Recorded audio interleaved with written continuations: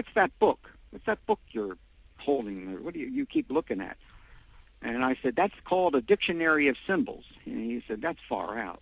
He had no idea that there was a dictionary of symbols, that if you took, say, for instance, if you wrote a song and you said the flowers and the birds and the trees and the grass, all of those are symbols. They all have stories. So you have stories within stories. Well, he liked that idea a great deal. I mean, as a matter of fact, most of the guys that I ever talked to backstage, and some of them, in my opinion, were much greater than people like the Doors or whatever, but that's another story. So Jimmy and I started talking about symbols. And the first thing that we talked about, besides UFOs, because he was very heavily into UFOs, as a matter of fact, he later on saw some UFOs, but that's something else. And he said to me, what you do with this book of symbols is that you collect these symbols, and you know what their meanings are, and you fit them in with the various album covers or whatever, posters or murals that you're designing. I said, that's generally what it is.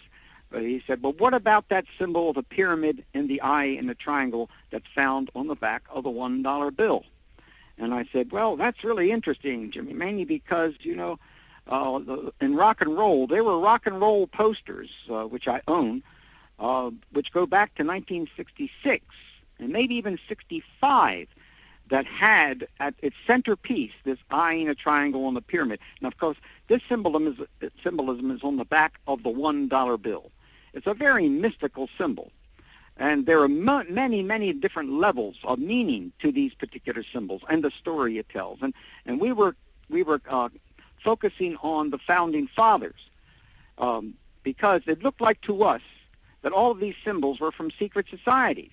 The eye in the triangle and the pyramid. And I showed him and talked to him about all the little booklets. There are a lot of little booklets that interpreted this symbol, but they weren't scholarly, number one. They were filled with errors, number two, and they were filled with errors mainly because it wasn't until about 1978 that the State Department finally published the most accurate description of the history of the Great Seal and the meaning of those particular symbols. And I had struggled with the State Department for, 15 or so years to try to get that information. So Jimmy and I were focused on, this is a side of America we know nothing about. And it's not about war. It's about something that has to do with the Great Pyramid. What is the Great Pyramid? Now, there's a lot of research done today which indicates that if it was a tomb, it was also used for many other things. There were various secret rituals from various esoteric orders that were part of the Great Seal. That is part of the pyramid inside that the king's chamber. The Rosicrucians used it for that particular. Other areas, even Freemasons have gone into it and used it as a ritual room. So it wasn't just for burying the dead. It had other important meanings. So both of us knowing and believing that the pyramid was a temple and not just a burial ground. A temple to what? What was that all about?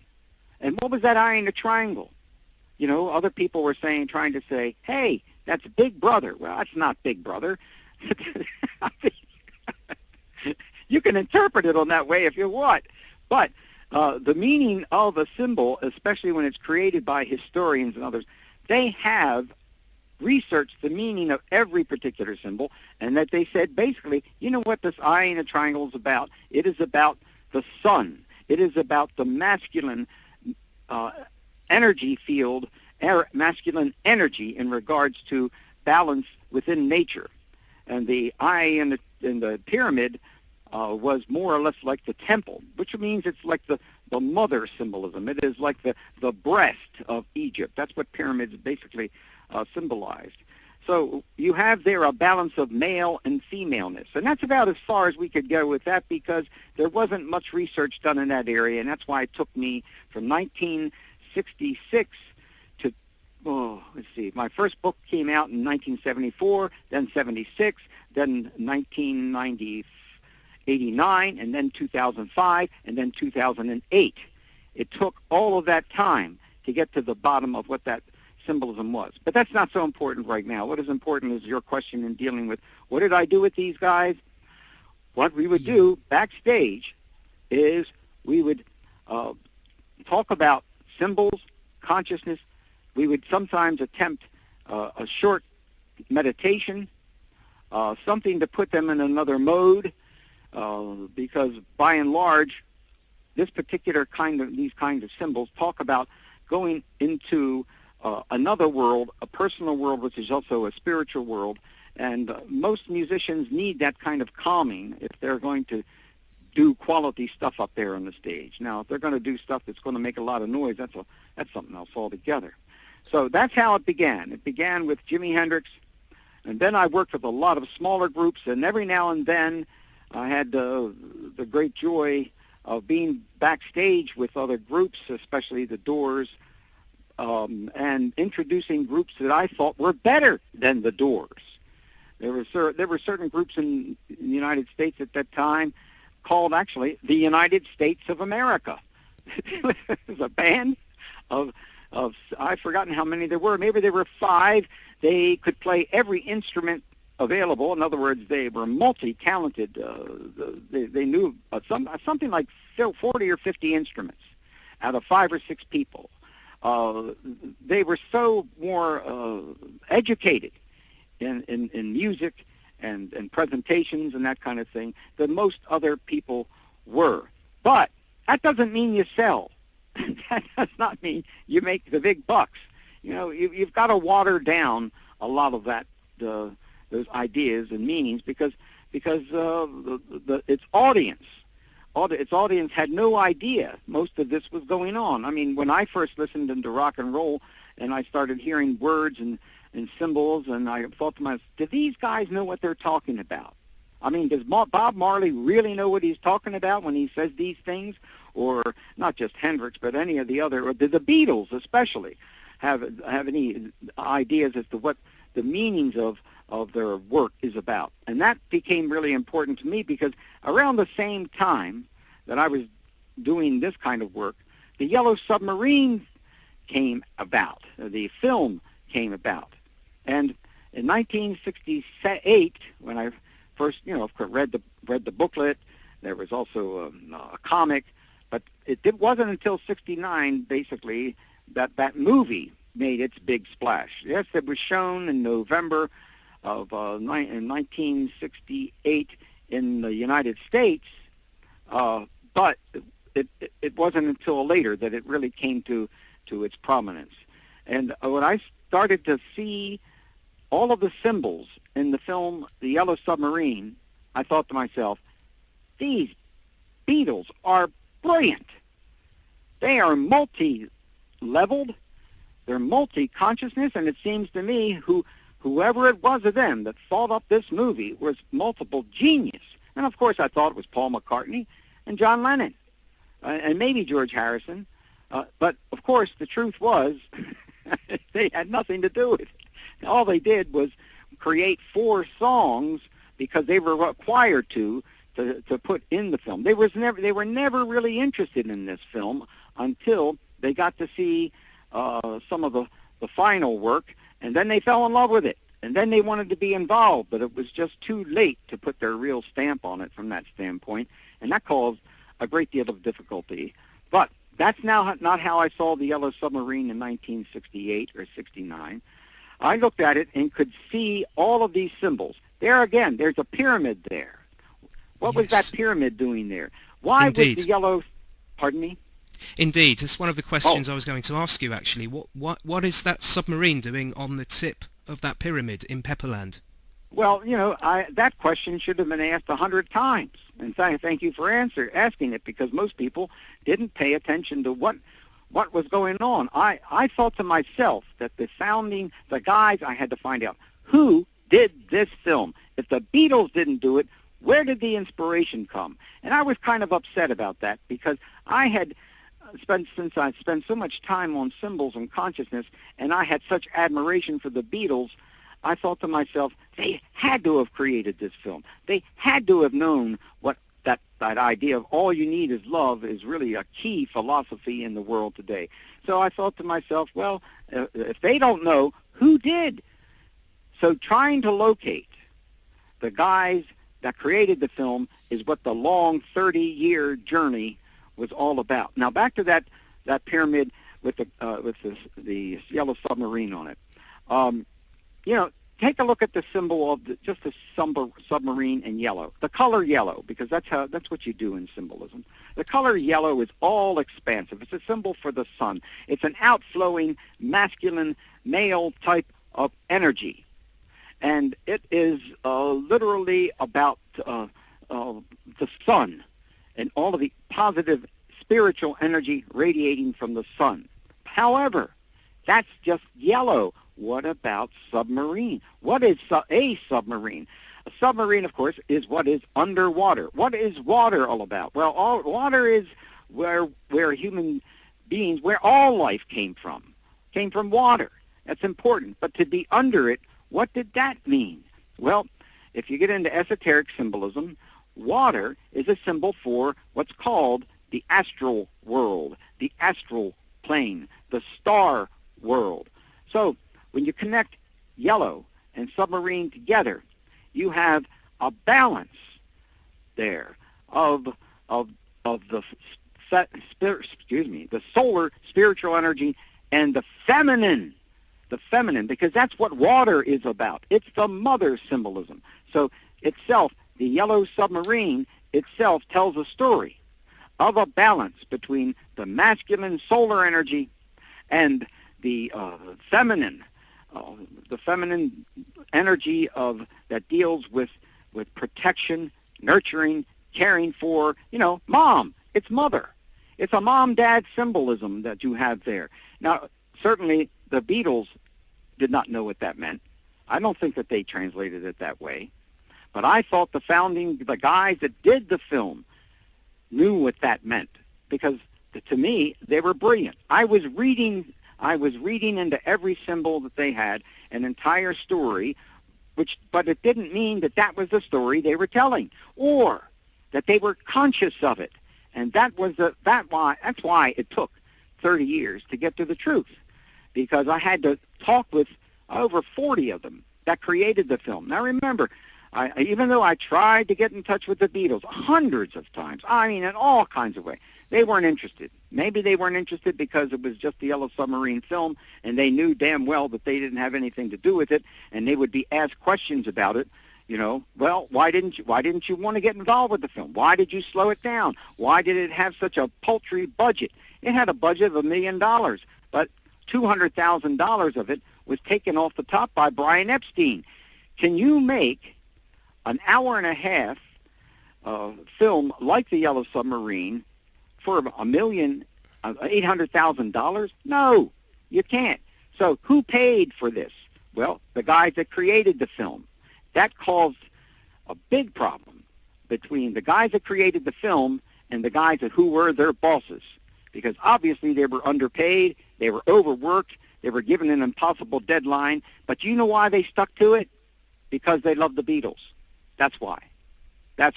Every one of them, except for, well, there are one or two that didn't particularly care if the Beatles lived or died. But from their standpoint, that was really super important. It was for the Beatles. And because it was for the Beatles, they would sacrifice their lives, literally.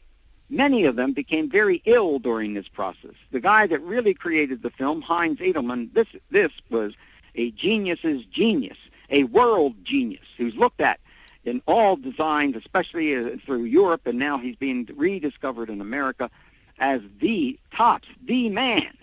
And he was the guy that had all the ideas for the Yellow Submarine, not the Beatles, who some of them, like John Lennon, claimed that he had some of these ideas, but that can be disproven. But the most important thing was that idea of the Yellow Submarine, telling a story about what? This Yellow Submarine sitting on the pyramid, what is that about? The pyramid, again, is a mother symbol. It is the breast. It is the mountain. When you go into symbolism, look up mountain.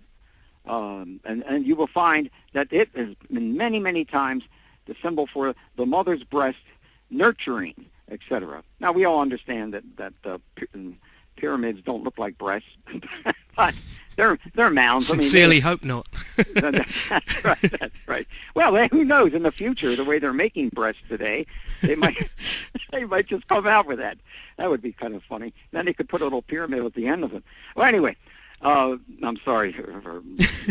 This is a very complicated subject. It's much more complicated.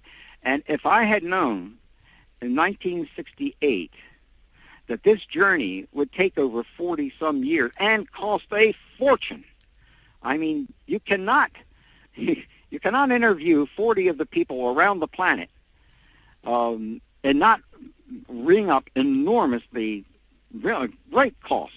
You can't put on various events that we did at the London BBC.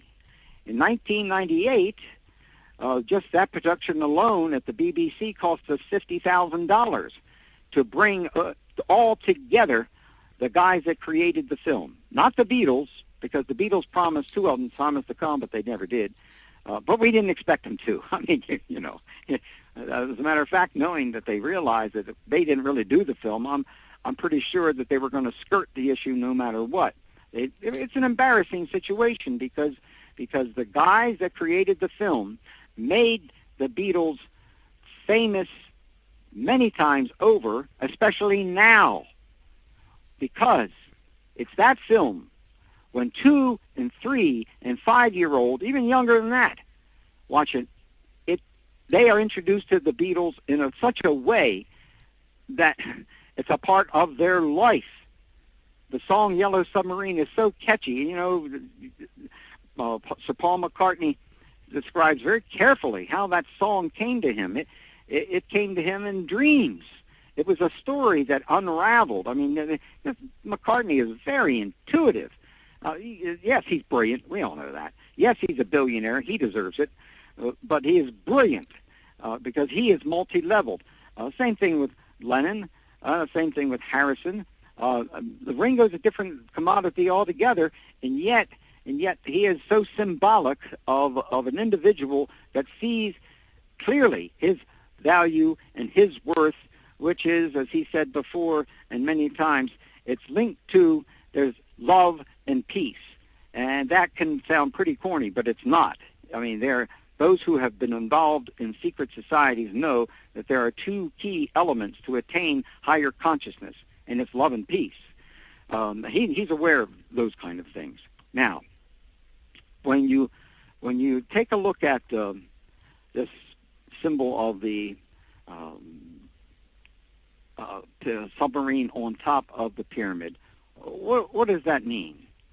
Well, to me, it's the same kind of symbolism, because the eye in the triangle tells the same story that the submarine does.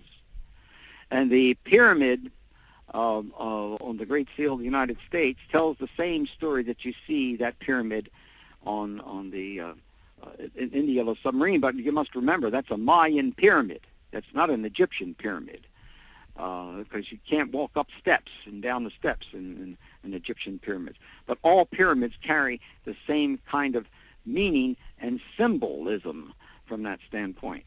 So what you have there, just that one eye in a triangle over the pyramid, tells the same story of the submarine on top of the pyramid. What it says is balance. Balance. There's such a thing as male energy, female energy, but they must be balanced. The problems that we have on our planet today are pretty obvious. The female has been diminished to pointy shoes and big breasts and stuff like that. They don't care about the mind. The mind is not that important, but it's that balance that women have of nurturing and caring for that we miss, because take a look at our planet today. However, look what Sir Paul McCartney has done for Mother Nature. This is extraordinary. He and Sir George Martin, now it's funny, I can talk to Sir George Martin and spend time with him about all of these things. But to talk to Sir Paul McCartney, I can talk to the President of the United States before I can get an email to Paul McCartney. And yet I have such high regard for him because it was that battle that Sir Paul McCartney and Sir George Martin fought against Monsanto made a huge difference in Europe in preventing Monsanto from literally controlling the seeds of our world, of our food.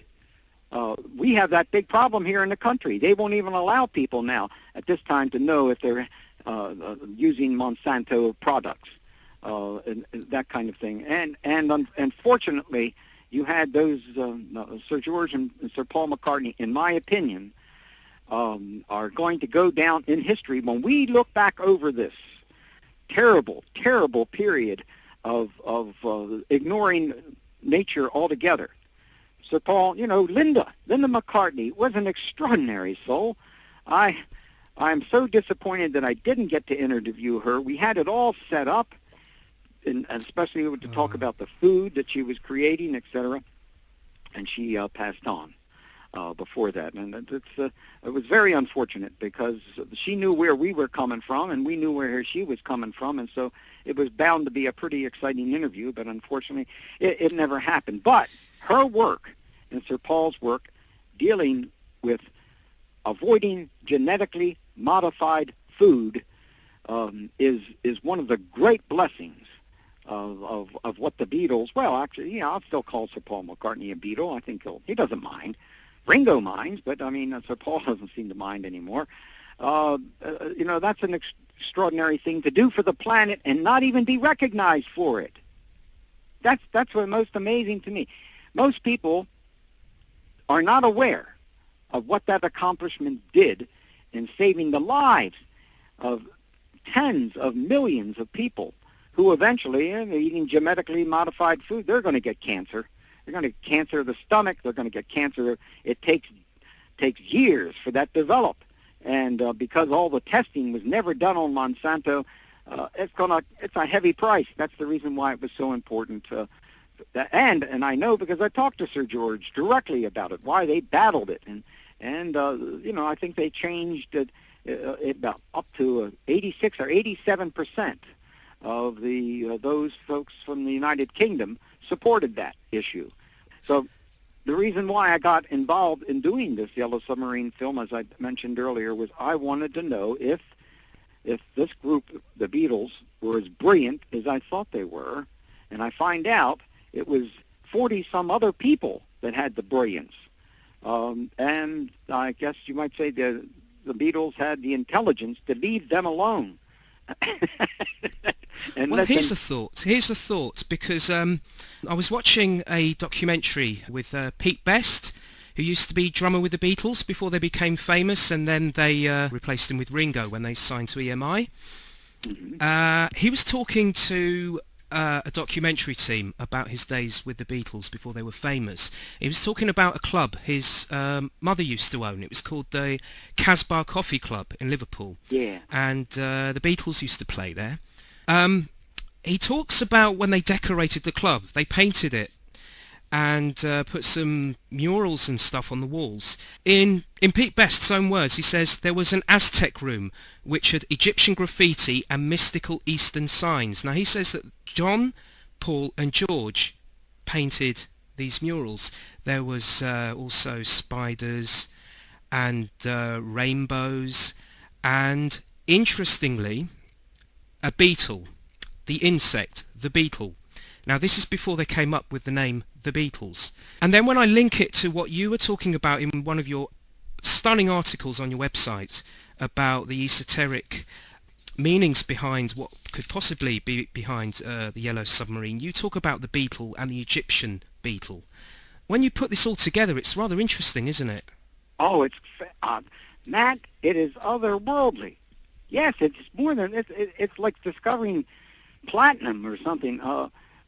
Now, you just added a very important piece of information to the history of not just the Beatles, but the ideas behind it.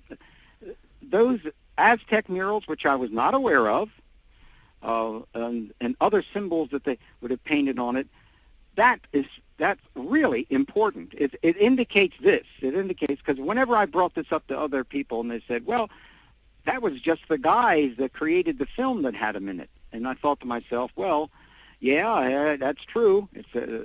That's where it came from. However, why did they unconsciously use those symbols? Could they have been in that little nightclub? They'd call it the Casbah. What did you call it again? The Casbah. You know, that's a very important reference. And thank you for bringing it up, because it's not been brought up before. But let's go back to that beetle. Oh, man. You know, the beetle is actually, in ancient Egypt, a very, very sacred symbol. It means, by and large, rebirth, regeneration. And the reason why it has that symbolism is because the beetle, when it lays its eggs, what it does is a particular kind of beetle, it rolls the leg into dung balls. And these dung balls, which you'll find, when I was in Egypt, returned there many times, these beetles are really large. And the dung balls they leave behind like little marbles. Eventually what happens was, the reason why they used this beetle symbolism was because people would take a look at these dung balls over a period of time, and bingo, out comes a beetle, as if it was born by itself.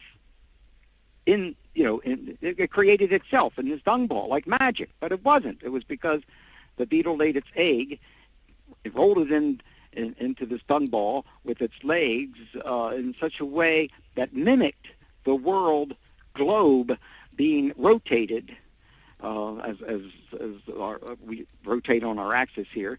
And all this meant to the Egyptians, because within the secret societies of the ancient Egyptians, which you hear very little about, they believed the world was round.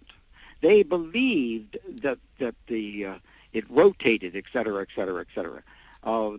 That was the most important part about the priesthood of all of these secret societies. They did not give that information out to regular folks. You had to be part of that priesthood. You had to be involved in order to learn that. You went to school and learned that from them. So you're pointing that beetle symbolism out was rebirth, regeneration, and that is exactly, on a certain level, what the Beatles did to our planet. At a time, in the United States especially, when our president was murdered, and probably murdered, not the way we were told, there probably was government involved somewhere. And the organized crime was probably involved with somewhere. And there are lots of theories that most Americans are not aware of, that one theory especially, that JFK had learned that there was a conspiracy to control, within our country, a conspiracy by corporate structures, and what would be called by President Eisenhower the military-industrial complex. President Eisenhower, as he left office in 61, warned. He said, "Look out for the military-industrial complex. It's all about money. It's all about war. It's all about their attempt to control the planet." Whoa, boy, this stuff gets kind of heavy, and that's one of the reasons why they say JFK had to come down, because he was going to expose that. As soon as President Eisenhower mentioned this, he became persona non grata with the media and just about everybody else. He was no longer held that great respect. They had to move into another mode of criticizing him to make it look like he didn't know what he was talking about. But that's what we have today in our country. But worse, the military-industrial complex is now owned in part and involved with the media. How in the world are you going to get sensitive information about Mother Nature and caring for our planet out of an organism which is bent on making as much money as it possibly can? I don't expect you to believe this. All I know is that over the 68 years that I've been on this planet, I used to laugh at all this stuff. I used to think, you got to be kidding. This is crazy stuff. Why would they kill the president for that? Well, for lots of reasons. You know, when you have multi-millionaires and then billionaires getting themselves involved, they have to control the military, they have to control the media and the government. When they got that, they got you. And I'm sure John Lennon knew this too. When you listen to some of his interviews, especially rather ominously towards the end of his life, he was getting more candid about this stuff. And of course, a lot of their music was taken up by the peace movement. I didn't know, for example, that Yellow Submarine was used as an anthem by the American peace movements and environmental groups. Right. Is that right? That's correct. That's correct. It is, and, really. You know, I know. And the thing is that's what I just wish most Americans were as educated as you are in these particular areas, because right now, with the re-release of the Yellow Submarine film, you're having, my gosh, I hate to put it this way, but I think you'll understand. You're actually having almost new converts at the age of 2 and 3 and 4 years old, which just like, they'll sing that song forever. Ringo is right. Ringo said, you know, even babies in the womb, even infants know that song. And because where it came from, through Sir Paul McCartney's dreams, was a very precious area of trying to understand what balance is all about. Because I think of all the Beatles, he's more balanced in a certain sense. But Lennon was a great hero in lots of different ways, and his murder was not exactly as how we were told, in my opinion, and the person who murdered him was part of something else altogether, but no one will believe that really in this country. There was a war going on under President Nixon, Richard Milhouse Nixon, what he was called the I am not a crook president. Actually, he was a crook, against rock and roll. And there were many musicians in rock and roll that died in early death, not the way we're told. And mainly because they knew that, Nixon especially, knew that there was a great deal of power in whatever Lennon was saying, or others, or Morrison of the Doors, or Bob Marley. Whoa, he really knocked the CIA off their gourd there for a while.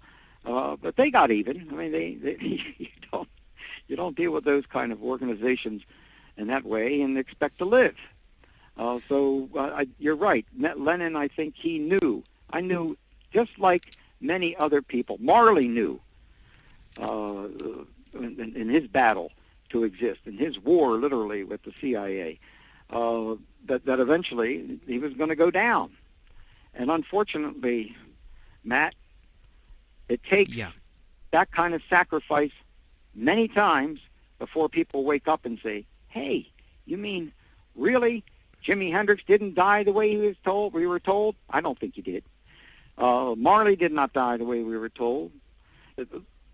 When the Beatles came to this country, we had something to forget. We were able to forget that, as many of us who were at that age thought, I think we got, it's just going to sound funny in a certain way, Matt. Hey, I think we got some crooks in government. I think, which we weren't supposed to think, obviously. We were just supposed to accept the line that we had got the guy.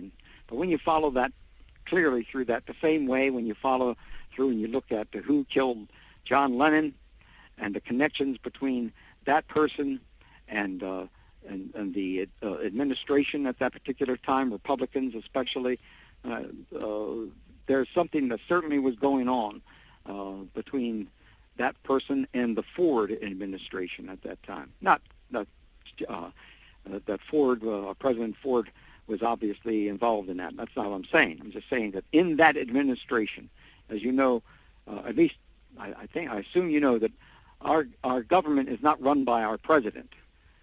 He's only part of it. The House of Representatives and Senate and then the Supreme Court make up the other groups that can change things radically. So just because you can control one part of of that triumvirate doesn't mean you're going to be able to succeed. So the Beatles, I think, are almost, in a certain sense, as we used to say, they're archetypal. They are, when you go to the symbol of the Beatles, and you go to the Yellow Submarine, and you connect them all together, rebirth and regeneration. How is one reborn and regenerated? Well, through balance, through the balance of the feminine spiritual aspect of it and the physical material world. It's balancing the material and the spiritual world. And we do that by living, because in each individual, I don't want to offend you or your listeners, but within every human, there is a soul. And in that soul, you have a piece of a connection, a line to the deity. And if, through meditation, through prayer, through service to others, I know how corny this sounds. I know that. I've said this 1 billion times and say, what the hell is that? Well, through meditation, you learn to control your emotions. Through prayer, you learn to speak to the Supreme Being or the deity. Through service to others, you help others. Service is key to everything we do on this planet. The golden rule is the most important thing. How you treat others is the most important thing. Now, yes, it's important to do many other things, but it's how you treat others that you, in the future, you're going to be treated by.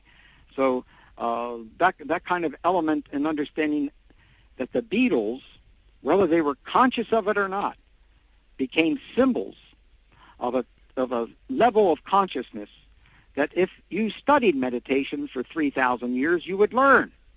I mean, this is what happened with George Harrison and why he pushed it so hard. I mean, this is an extraordinary soul of all the Beatles. I made no secret that the guy that I've been most impressed with is George Harrison, and how he was able to attempt to fund things like Bangladesh when everybody was against him, and the hell that he had to go through to do that.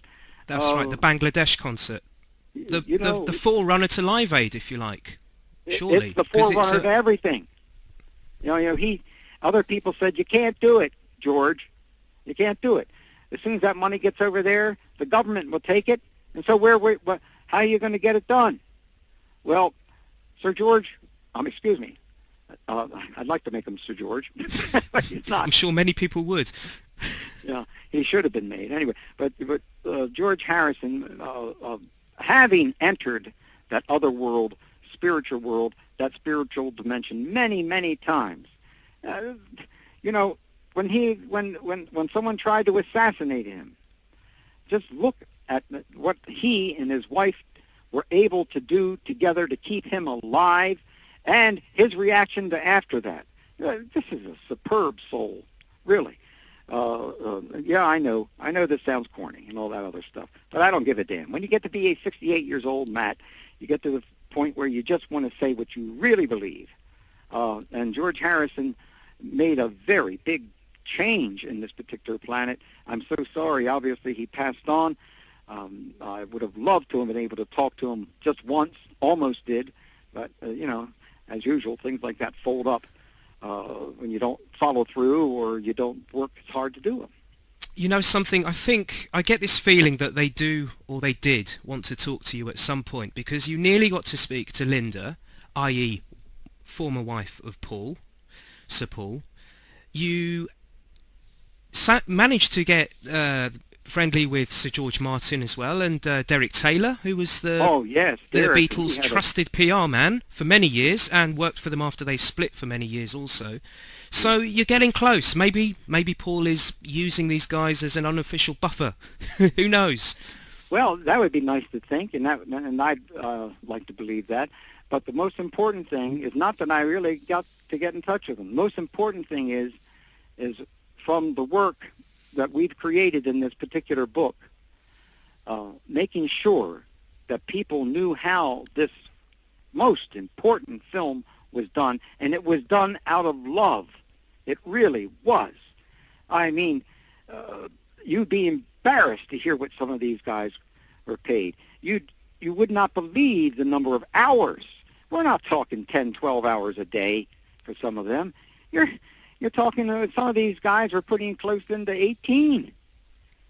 And they knew that if they didn't work that hard, it wouldn't get done, and that to them would have been very difficult to handle because it was done for a group of 4 individuals whom they felt changed the lives and the world forever. Now, that's not how Heinz Edelman felt about it. He was not a Beatles fan. He was a jazz fan. He was, he and I became very close for about 20 years. He wouldn't even talk about this topic with anyone else because he felt that all they wanted to do was talk about the things that he felt were just about flower power. He was not a flower power person. And a lot of people think, I like the idea of flower power and that kind of thing, but you do know that there's a lot of very insincere people that were involved there, and many of them were very mentally limited and emotionally limited. They had a lot of growing up to do from the perspective of why are we here on this planet and what do we do about it, because that is the most important thing. And again, in the film, you have this four guys finding out and taking the responsibility for changing the world, because remember, there was no color, there was no movement. The Blue Meanies had won. It was the battle was over. And the way the artists decide how to sneak them in to and defeat the Blue Meanies was extraordinary, because nobody was killed. Nobody, in regards to the Blue Meanies, was wiped out. That is an important lesson right there. How did they overcome them? Well, it's very simple. They overcame them with love and peace. Of course, music was the real key, because music to them was their enemy, their mortal enemy. And then it ends up being the bluebird of happiness, as you know, at the very end, when finally the Chief Blue Meanie realizes that he's part of something else that's much larger. Now, that story, I know to younger children, means a lot. 2- and 3-year-olds don't necessarily like to see very violent things. It scares them, obvious. But this particular film was able to create peace, literally, by not doing, by living by the golden rule, which is do unto others. And they took, and I think that is something, a basic lesson that we obviously need to live today. And I wish that other groups that are into this kind of music would be sensitive to it, kind of thing. So when you look at it from this perspective, rock and roll is not what just most people think it is. It has become, back in the 50s, they were always wanting it to die. Moms and dads all wanted it to die. And as a matter of fact, of course, the playing the records backwards. Well, you can play the records backwards if you want, and they make sounds. But did they do that consciously? Yeah. I think McCartney, a little later on, but after all this, all the noise about playing backwards, I think the Beatles did do a song on backwards, just to play, and it sounded interesting. It really did. I know Sir George Martin talked about that a couple of times, and there's the real hero as far as I'm concerned. This guy named Sir George Martin. Of course, because we mentioned him earlier. Well, we've mentioned him quite a few times now. Just for the sake of context, he's actually contributed to your Yellow Submarine book, hasn't he? Yes, he wrote the introduction to the book, but it didn't stop there. He demanded. Okay. He demanded that I see Love, the performance out there in Las Vegas. Yeah. And I'm not a fan of Las Vegas. I don't like to. It's not. I just don't like to gamble. I mean, to me, it's hard enough making the money I don't want to, so I wouldn't want to throw it away. Okay, well, you've spoken to you sound like you're really good mates with Sir George Martin and also Derek Taylor, who also contributed to your book too, didn't he? Didn't he write a couple of pieces for you as well and did some interviews and stuff? Yes, he was a really good access, and because he knew what I was. He and I had met. He came to the United States for some particular tour locally, and we were on the same show. We were on the same show talking about symbolism, and I didn't know who he was at first. But every time I was talking about symbols or consciousness and everything, he perked up, and I saw this guy opening his eyes, and I thought, who's he? I mean, you can't say collective unconscious to most people and have someone say, hey, that's an interesting point. But he, and so he came over to me afterwards and said, this is what you're saying is really right. And, he mentioned Carl Jung, and he mentioned other researchers that I had suggested were important, Joseph Campbell and that kind of thing. And well, that's really interesting. That's very interesting because, again, I think people who don't understand or know the full details of the Beatles story, Derek Taylor was right in there. I mean, he was very, very close to the band, and he was after they split as well. He was a very trusted member of the very close-knit unit they had. Is there anything you ever got from him? Because, of course, he sadly passed away in recent years.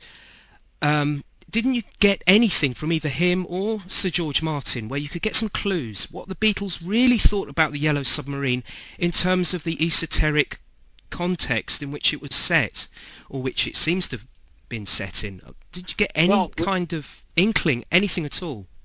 Well, I did from Derek at first, and that was, he said, Bob, you're heading in the right direction. There's meaning and there's purpose here, and it's all about love and peace. And he said, it's the real thing. He kept saying that to me.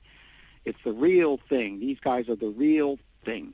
Indicating to me that he knew that the Beatles had a much higher meaning and purpose than most other people, that they really were here to change the world. And he wasn't exaggerating. They did, didn't they? Didn't the Beatles change the world? They did. Yes, they did. No doubt about it. But if you would have made that statement 30, 40 years ago, that people, what's wrong with you? I mean, they were just a bunch of kids. Well, they were beyond that. They were wise beyond their years. And so, yes, from that standpoint. But from Sir George Martin, Sir George, we've done the only live interview with Sir George in which he talked about, UFOs, the paranormal, global warming, of course, Monsanto and food and that kind of thing. And ghosts. Did I say ghosts? Yeah. Anyway, because he's always had ghosts in one or two of those. Even the studio had ghosts.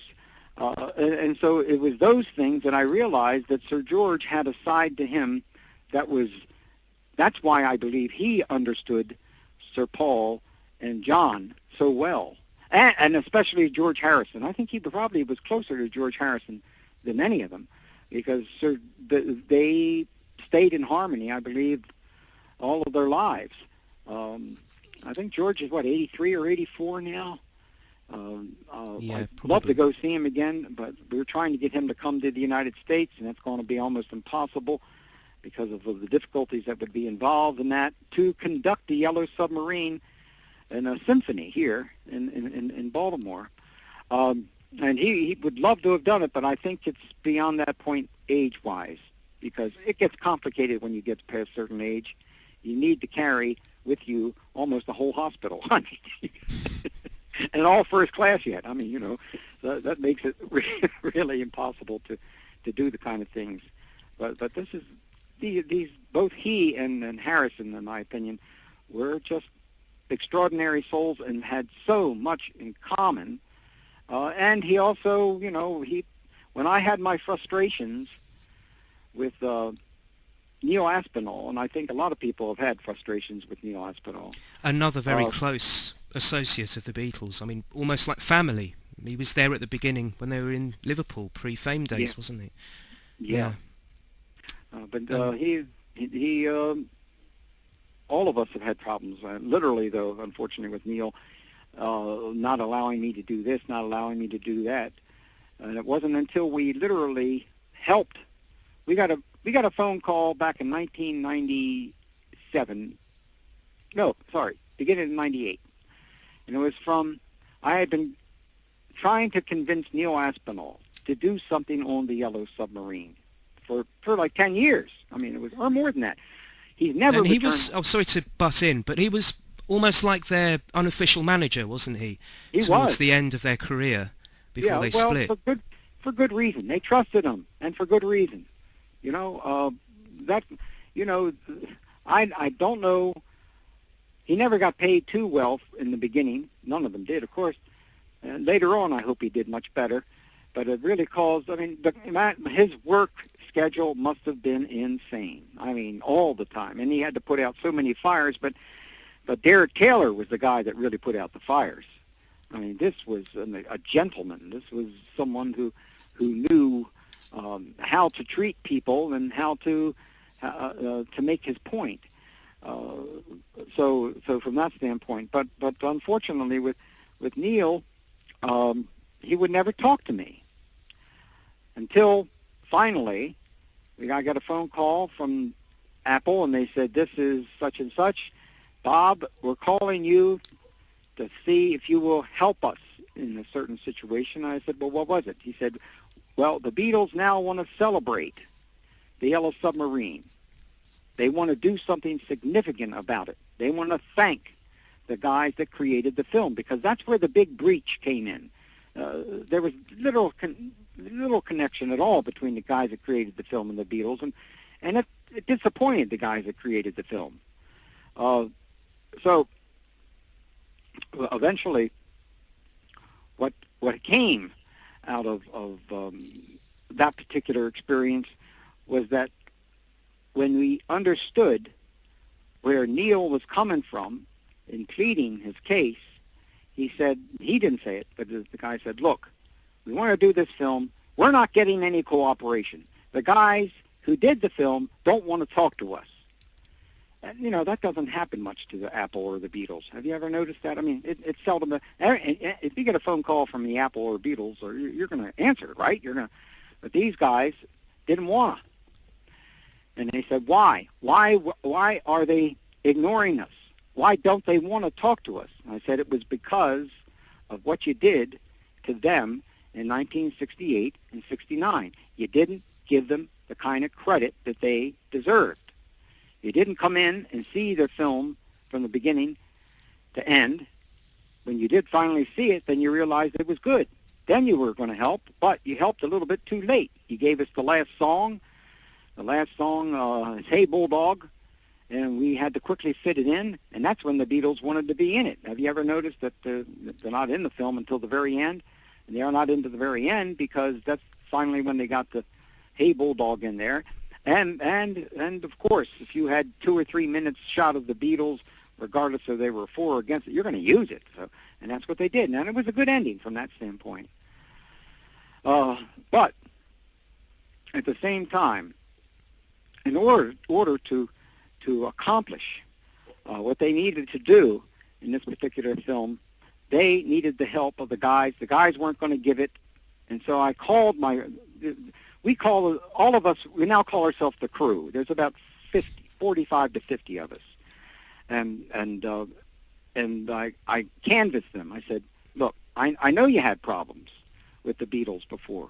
We all know that. It's in, it's everything I've ever written, we know that. How about opening up one more time?" And they said, "Hieronymus, you're a fool. You're an absolute fool. Do you know what's going to happen if we do that?" I said, "Well, it seems to me that they're open now." And he said, "That'll change. That'll change." And they said, "Well, what have they promised you, Hieronymus?" I said, "Nothing. Nothing yet." And they said, "Don't do it. Don't do it." And so we continued to talk, and I finally convinced some of the more important people, "Okay, we're going to take a chance."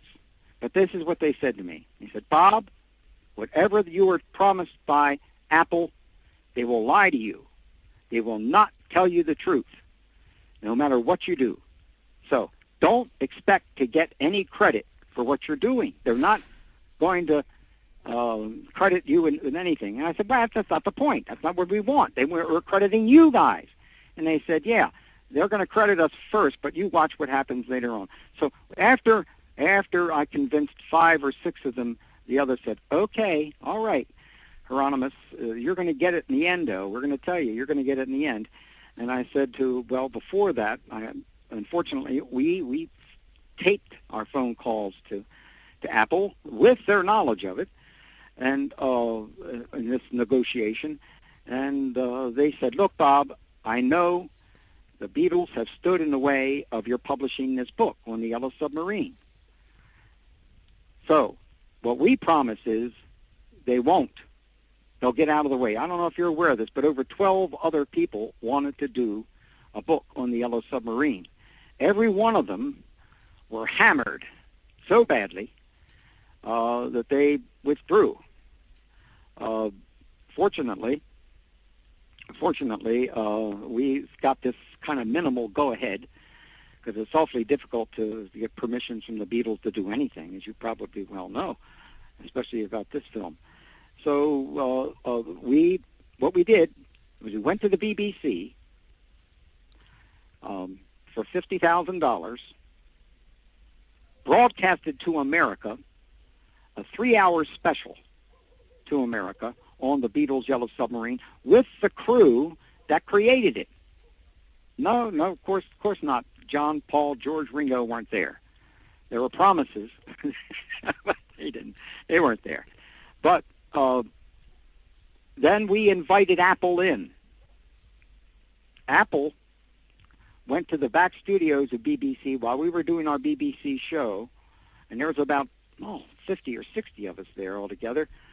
They would interview John Coates or Jack Stokes or Bob Balser, or you name them. They would be interviewed because they were all there. And everything was fine from that standpoint. It worked out well. We didn't have any run-ins. Unfortunately, after that particular program, and after the DVD came out, they took what you find on the DVD in the special interviews. That was taken from what we did in at the BBC.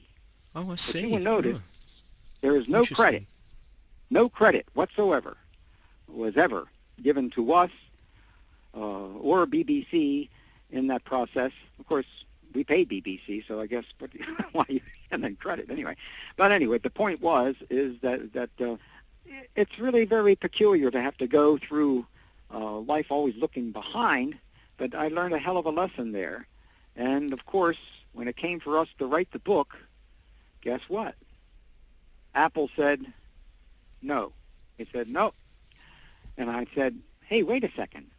Don't you remember we had an agreement? And we have a tape of that agreement. And we have letters from you saying, go ahead, do it. Well, when the Beatles, Apple had about perhaps you talk about attorneys that are powerful. My God. And everyone said to us, Bob, we told you so. It's a dead deal. There's no way. You're not going to get to do this book now. No matter, you've got all these interviews, da-da-da-da-da. It's not, our story, again, is not going to be told, Bob. We told you. They didn't say this in a nasty way. But I'm younger than they are. I'm like a kid. I'm 68. They're in their 80s and 90s. And, they looked at me then as a kid, and I still am in a certain sense. But fortunately, we had 2 attorneys that basically knew how to play their game, and finally they relented and allowed us to publish this book. Now, this book, Inside the Yellow Submarine, altogether it did take over 40 years. It cost, in order to do something like this, there's no way to make a profit on this. There's no way. I mean, Just throwing the event alone at $50,000 over there at the BBC certainly won't make me. And even that, let alone, and it was not done to make money.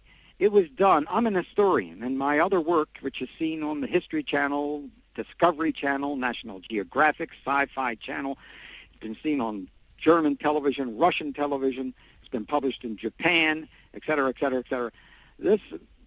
It was done out of trying to get to the bottom of what did this archetypal film mean, and why does it have such a life that will continue on almost forever, and has a lot to do with what you and I would talk about, love and peace. It was just that important. There's no way in the world to make any money on this, and that wasn't the purpose. And that's basically the reason why I got the cooperation of all the co-workers. When you work with them on that level, you bond as a group. You really do. So you know why that was important? Because here they are, being 70, 80 years old, telling their children, I worked on the Yellow Submarine. And their children would say, Dad, I just looked at the credits, and your name's not there. Good Lord, there's no way that artist can explain that, and it hurt them. I mean, it didn't hurt Heinz Edelman, because, he was just doing a job, and then he didn't even want to do the job. It's just that there was only one man that could do it on the planet, literally, and he was the man, and he sacrificed years of his life, no doubt about it. He worked around the clock. He was getting 2 to 4 hours sleep every 2 to 3 days.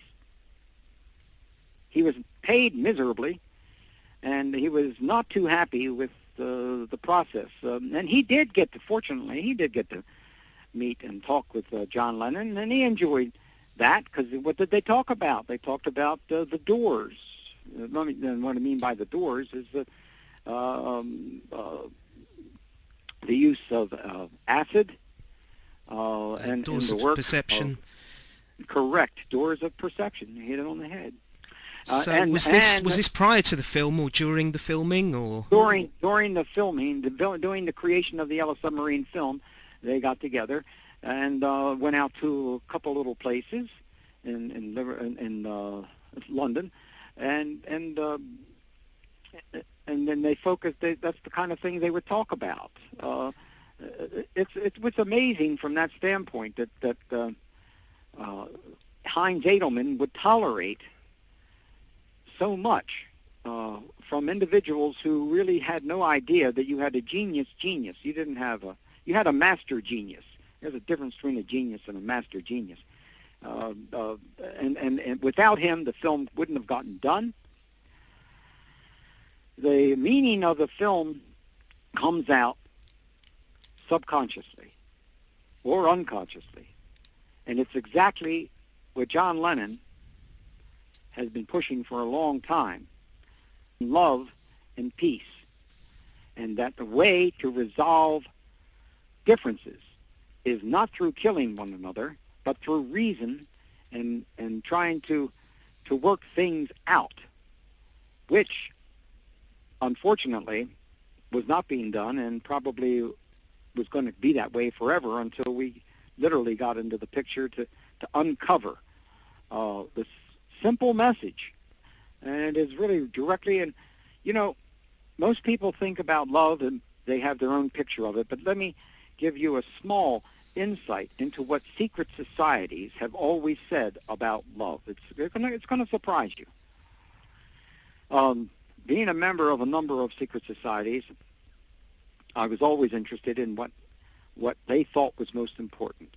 They all point to love, and they all say this, that love is the cohesive force of the universe. It is the coming together of the power of the universe. It's the unifying. So that phrase that all of us had on our mind back in the late 60s that people used to laugh at, we are one people on one planet. That, I believe, is the message of the Yellow Submarine It wasn't a conscious thing done. The sleep deprivation probably had a lot to do with some of the more important meanings of things. Because, as I mentioned, Heinz Edelman got very little sleep, and in one night, when he was about ready, he wanted to quit. He quit several times doing the film, but one night he wanted to quit so badly that he decided, hey, if I'm going to do this, I'm going to do this the way I want to do it. So what he did in that one night was create all the blue meanies. Now, there are lots of different types of blue meanies. You know, we're not just the guy with the Mickey Mouse ears and everything like that. You know, there were tall, thin ones, there were fat ones, there were all kinds of blue meanies. And in one night, he devised them all. And when he devised them all, he enjoyed then that process. They basically realized that love is the answer, and that unification of the planet is the key. And if we could do this, we would end war. Now, as corny as that might sound, and as naive as that sounds, I believe that that is what eventually is going to happen. Well, listen, before I sign off, I'm just reaching over just to have a double check here. I've got the record cover, the original Yellow Submarine record cover. If you, as you'll know, if you look at the cover on the top of the hill, you have John Lennon standing behind Paul McCartney, appearing to be displaying the Devil's Horn sign. Now, this has been picked up on, especially since in recent years, what with the internet taking off. What is your take on that? It's not the only time it happens. There's a couple of other bits, sort of instances where it happens in the movie and what have you. But what's your take on that? Well, every symbol, every hand signal has multiple levels of meaning. Now, the meaning that has become very popular now is that that's the devil's horns. That's not the original meaning. It can be used to say the devil, but that's not the meaning that John Lennon had of it. This is a balance. I don't want to get into a strong palmistry here, but each finger represents a planet. The little finger is Mercury, and the pointing finger, that's Jupiter. It is the expansion of consciousness and related to love. Jupiter is expansion. Jupiter is that which, as you know, is our largest planet in this particular solar system, and it has to do with luck, has to do with religion, has to do with spirituality. Mercury has always been a symbol for the mind. That is the reasoning capacity. And when you bring both of those two things together, you have what might be referred to, well, gigantic, mega love. And what would gigantic, mega love be? If love is the cohesive force of the universe, then that means we are at one. We are one people on the planet. That's what it means. You can find other meanings that have been made up over the last 30, 40 years, that anyone who knows anything about palmistry, and the Beatles, you know, these guys were well educated into esoterica, especially Sir Paul and John and George. There was a bookstore that they would go to that had all of this research material in it. Right. There was an art gallery and a bookstore. It was the International something or other. It slipped my mind right now. But, you know, we've talked to the former owner of it, and we know the kind of books the Beatles were getting. And Sir Paul basically said to the owner, he said, look, you know, whenever you see a book that deals with this kind of stuff, send it on my way. And he did. They did, and they were educated from that standpoint. That's the reason why I got very excited when you mentioned those possible murals inside the Casbah Coffee Club. Yeah. Thank you. Thank you. Yeah. That indicates, just like when Sir Paul McCartney did Standing Stone. Remember that? Yeah, remember the that orchestral album? piece. You know, wasn't it? Yeah. he revealed a great deal there.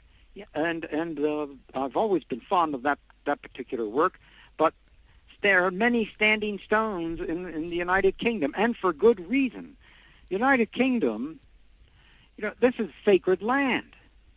There are so many meanings in regards to the kind of things that are going on there, but it's sacred land. It's land upon which maybe, well, I won't say maybe, I do believe that Jesus' family found its way there, and for good reason, because we don't know much about his family.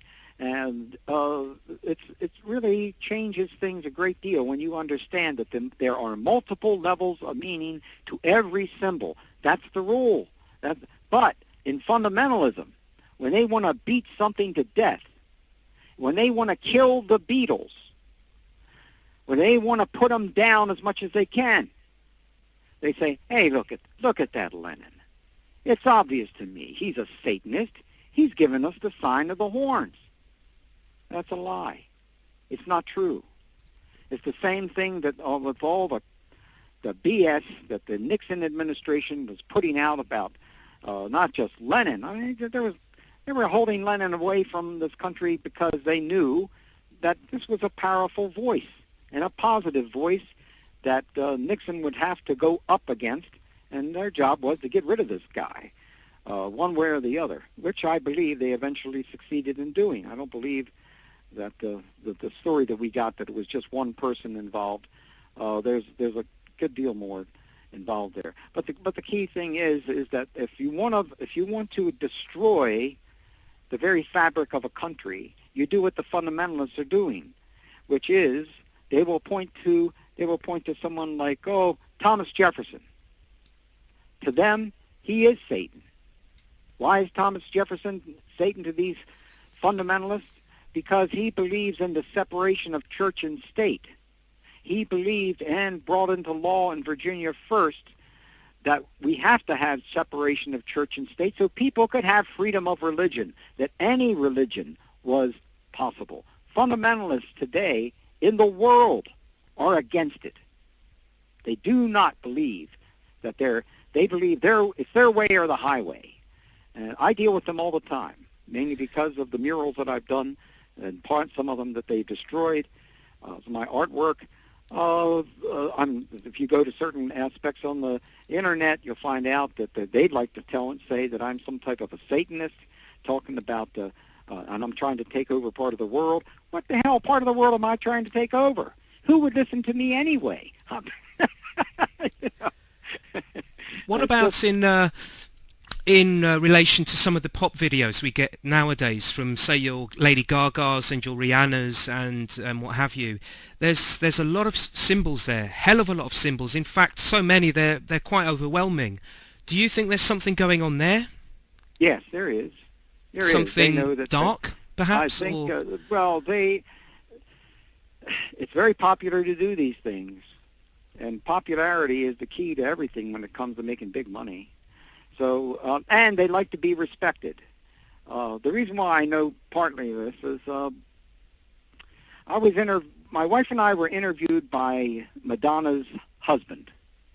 Now, I can't recall his name anymore, but we were doing it on the Kabbalah, and we were talking about that. And he's no longer married to her anyway now.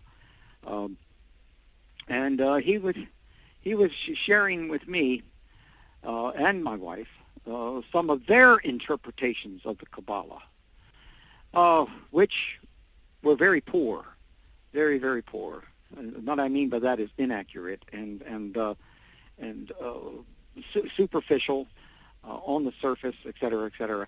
And I don't know if Madonna is still involved in that. But what happens is when you have a person like Madonna, she has to be one of the most wealthy of the female vocalists in the world today. I don't know if she's worth $1 billion yet, but she's close to it. These individuals obviously catch on to certain things that I believe that they think are going to make them semi-deities, powerful people, to people that are their admirers. There's some interesting imeges actually from Madonna's Well, latest there are some tour. terrible images. Look at Danzig. I mean, look at when you look at Metallica. You have some real dark sides to that, and then you have some lighter sides to it, such as the group called Metallica. But heavy metal music is not or punk music is not it's got some sharp edges to it. Let's put it that way. But what do you think's happening here? Do you think they're trying to poison people's minds? Do you think there's an ulterior motive? What do you think's happening here? Do you have a set I think they have opinion on this? I think they have genuine reason not to trust the governments, the military, the media, especially the media, and they want to show their defiance in some way, and this is one small way of being able to show that defiance, but it's not going to get them to where they really want to go, which is trying to unify people, because that's what we need. We don't need a third world war, or we don't need, what Japan is experiencing right now, and they're never going to be able to tell us the truth about just how bad it is over there, because I've heard it indicated that one of the biggest problems that they're having is water. They have eliminated their best water. Fuji has been poisoned, so I've heard. But all their other water that doesn't necessarily come from there is not good. Now, water may be and eventually more costly than oil, because you can't drink oil and live. You need water. He who controls water will control the world. So there's good reason for most musicians, rock musicians, to be very skeptical. It's just that if they pay attention and read on the internet, they're going to get led astray, because you're not reading unbiased works on the internet. You're reading a lot of work which can't be documented well and never has been documented well, but documentation to them doesn't mean anything. It's just accepted that way. So there are definitely some really dark things happening, and especially in music. At a certain time, in rap music, it was absolutely deplorable. It seems to have grown out of some of those experiences of, you know how rap music was talking about women, as if they were just nothing but a vagina. That's it. There's also suggestions of COINTELPRO as well within the hip-hop community. Whether that's true or not, I'm not qualified to say. It's hard to say if many of these things are true. You're right, and that's the reason why there are no quick answers to this. I would have to stop everything that I'm doing, which I'm not willing to do, and go back over all my old research to check certain things out. The problem is I'm writing 4 books right now. I'm not doing interviews. When you're writing 4 books at a time, there is no time to just backtrack into other fields that you've already gone through. You have to put that off till I'm finished these pieces. And these 4 works are going to take not only years to do, but are going to cost me a small fortune to be able to do, because how do you pay yourself for writing your own work? It's a problem. You just can't sit and write, and then you have to have incomes from somewhere, and that interferes with the writing process. You need to spend a good deal of time alone, away from everybody, and away from telephones. So that's the reason why this is an important interview to me today, because not only that, though, Matt, you've not only done your homework, but you've probed into other areas that are unique. You've given some possibilities that I would love to stop everything I'm doing now and check out. So would I. But there's no time. I would love to. First thing to do is, are there photographs of that particular nightclub? God, I keep forgetting the name of it. Alhambra. The Casbah. Thank you, the Casbah. That there's someone's got to have photographs of them. Yeah, sure. And that would clinch it, because anything on the internet is suspect until you've got definite pointings to where the information comes from. And unfortunately, there are very few people that footnote or document where they're getting their information from, and that should damn that should annoying warn at anybody. times. It happens all the time. Well, here we are, June 2012. The Yellow Submarine DVD and the Blu-ray are out. There's also the re-release of the Songtrack CD. This is probably, what, the third or fourth re-release since its original outing in '68? It's been out on video before and then on other formats and what have you. Where can Yellow Submarine possibly go next? What new medium, what new concept? Well, that's a great question, and I got an answer. Thank you. And I'm trying to figure out how much I can say without betraying someone's trust. There has always been the idea from Sir George Martin of having some kind of stage production of the Yellow Submarine. And in my I always, when I contact him, I bridged that issue, and he still believes that something is going to come out of that. There is something new that is going to happen. It's certainly not, it's moving in that direction, but it's certainly not been thoroughly approved. Sir George has, when he did the piece of Love, I understand that supposedly will never be on a DVD. It would never be on its actual production. You won't be able to see it. After 10 years, supposedly, it will not be performed anymore. And that's very painful. And I think he's not. I don't think he's happy with that. And I wish that would change, but I don't think it's going to happen. But I do believe something is going to come eventually out of Sir George Martin if he gets the permissions. And if, my gosh, just hope that his health stays good so that he can finish a project like that, because whatever it will be, it's going to be very strenuous and it's going to take years to do. So something else is going to come out of it from what that we don't know about it. But if not, the younger people right now, when I'm talking 2 and 3 and 4 and 5 years old, are being introduced to the Beatles in such a way that the Beatles be in their heart forever, because it's that kind of song that Sir Paul did, the kind of creation that the film is. I'm with children frequently, and it's just, as soon as they see it, they're hooked, and it's a very positive hook, because they learn something that you don't have to kill to win.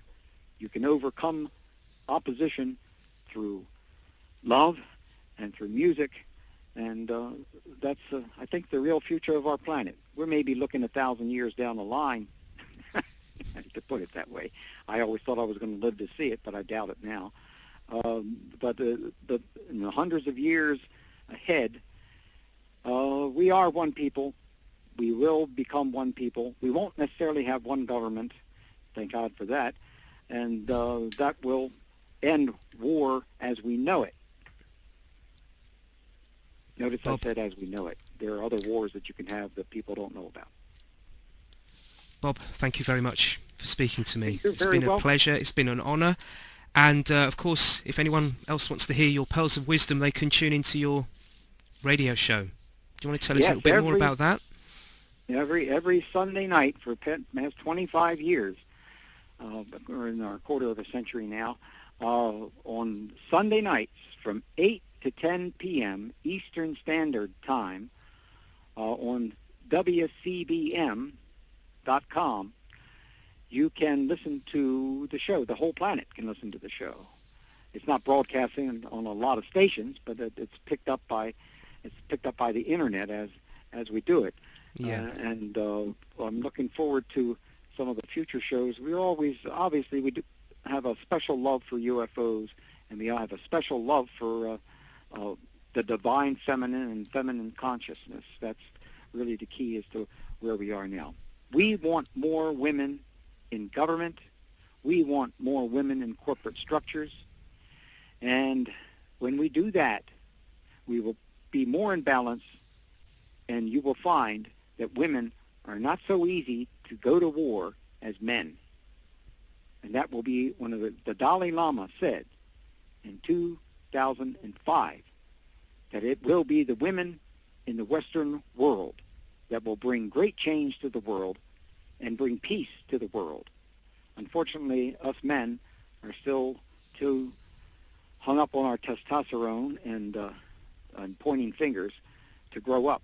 But there are some of us that have, and the more men that become involved in that aspect of it, the easier it's going to be for our planet to move into that. Women are not taking over. They just want to be half. That's not much to ask. And if we get to that point, big changes will come much faster. Bob, thank you very much for talking to me. You're very welcome, Matt. So there you have it. Don't forget, you can check into Hieronymus at his website, 21stcenturyradio.com, and don't forget our website here. It's conspiromedia.wordpress.com. Thanks a lot for listening. Hopefully see you again soon. Bye-bye.